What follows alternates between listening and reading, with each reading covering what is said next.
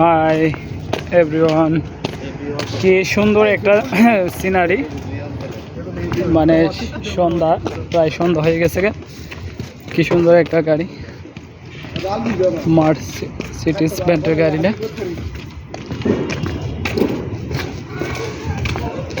Project শুরু হয়েছে, এখন বাসার দিকে রওনা দিচ্ছি। এই যে